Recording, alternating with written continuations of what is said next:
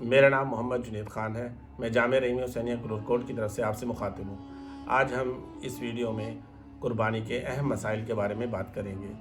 تو سب سے پہلے ہم بات کرتے ہیں کہ قربانی کے گوشت کے بارے میں، کہ قربانی کا گوشت، اجتماعی قربانی اگر کہیں ہو رہی ہے تو وہاں ایک گائے تو اس میں 7 حصے ہوتے ہیں، تو جب ان کی تقسیم کی جائے تو وہ ناپ تول کر کی جائے، اندازے سے نہ کی جائے، تاکہ ہر صاحب کو اس کے مقررہ حصہ ملے۔ تاکہ ناپ تول کے ساتھ کریں گے تو کسی میں کوئی ابہام یا کوئی پیچیدگی نہیں رہے گی۔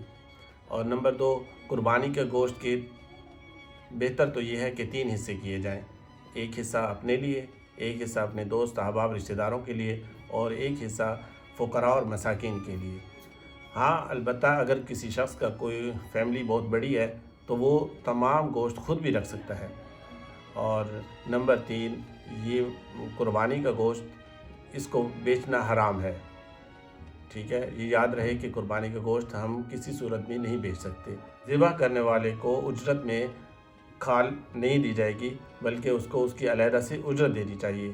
اور کھالوں کے بارے میں آپ کو بتاتے چلیں کہ یہ جو قربانی کی کھالیں ہیں، اگر کوئی شخص چاہے کہ میں اس کو اپنے ذاتی مصرف میں لانا چاہتا ہوں، یعنی مصلی بنانا چاہتا ہوں، یا اس سے کوئی ڈول وغیرہ، کوئی برتن وغیرہ بنانا چاہتا ہوں، تو وہ بنا سکتے ہیں، اس کے لیے جائز ہے۔ ہاں، یہ ضرور ہے کہ اگر وہ اس کو بیچے گا، بیچنے کے بعد اس کے جو پیسے ہوں گے وہ صدقہ کرنا واجب ہو جائے گا، وہ اب اپنے اوپر خرچ نہیں کر سکتا۔ قربانی کی کھال کے بارے میں ایک اور بات ذہن میں رہے کہ قربانی کی کھال کسی کو کسی خدمت کے عوض نہیں، جیسے امام یا امام مسجد ہے یا مؤذن ہے تو اس کو ہم اس کے خدمت کے بدلے میں قربانی کی کھال نہیں دے سکتے، بلکہ اس کو اس کے الگ سے معاوضہ دیا جائے اور یہ بطور صدقہ ہم دیں۔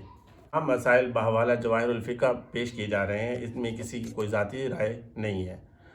اللہ تعالی ہمیں ان مسائل پر عمل کرنے کی توفیق عطا فرمائے۔ السلام علیکم ورحمۃ اللہ وبرکاتہ۔